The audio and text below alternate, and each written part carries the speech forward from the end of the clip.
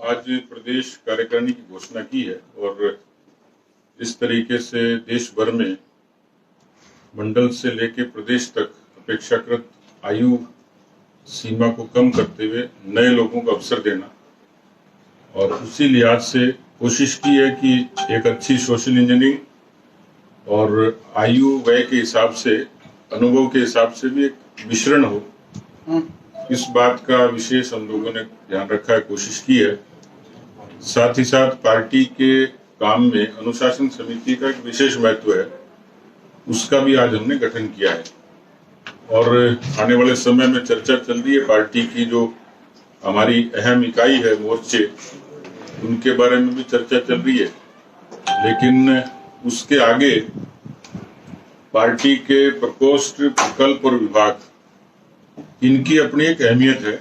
जो अलग अलग फील्ड्स में लोग काम करते हैं, उसकी भी चर्चा हमारी चल रही है। निकट भविष्य में उसकी घोषणा भी करेंगे। मैं उम्मीद करता हूं कि हमारी जो एक अपेक्षा थी, इसमें अलग अलग क्षेत्रों से, अलग अलग सामाजिक वर्ग से लोगों का प्रतिनिधित्व हो, उस अपेक्षा को पूरा करने की कोशिश की है और पार्टी की शक्ल को अपेक्षाकृत युवा, इस नाते लोगों का समायोजन हम लोगों ने किया है। उम्मीद करता हूं कि ये सभी लोग पार्टी की कार्यकर्ताओं की उन अपेक्षाओं को पूरा करेंगे। भारतीय जनता पार्टी में संगठन, इसका एक विशेष महत्व है। एक विशेष विचार के साथ हम लोग बढ़ते हैं और ऐसे कार्यक्रमों की रचना हम लोग करते हैं कि जिसके आधार पर पार्टी को विस्तार मिले, व्यापकता मिले। मुझे खुशी है कि इस पूरे कालखंड में मुझे सदस्यता अभियान के जरिए अवसर मिला। पहली बार प्रदेश में 69 लाख के करीब सदस्य बने, 42,000 पोलिंग स्टेशन तक हम लोग पहुंचे। अभी भी एक टास्क है कि बाकी जो शेष 10,000 पोलिंग स्टेशन है उन तक हमारी पहुंच हो। कुछ मंडल शेष है, जिले लगभग पूरे हुए हैं और आज कार्यकारिणी, क्योंकि बीच में लगभग 3 महीने 90 दिन कोरोना के कालखंड के कारण राष्ट्रीय नेतृत्व ने निर्देश दिए नहीं थे, इस लिहाज से ये लंबित थी।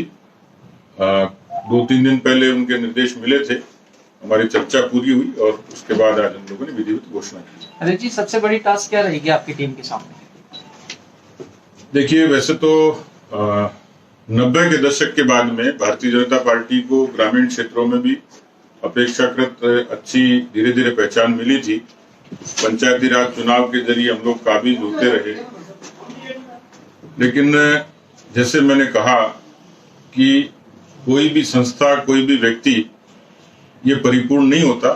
हमारा विचार सुदृढ़ है, लेकिन संगठन की मजबूती ये हमारी प्राथमिकता है। इसलिए प्रत्येक बूथ स्तर पर हमारी युवा एक सामाजिक श्रेणी को साथ लेकर एक अच्छी बूथ पर एक एक्टिव टीम हो, शक्ति केंद्र पर, मंडलों में।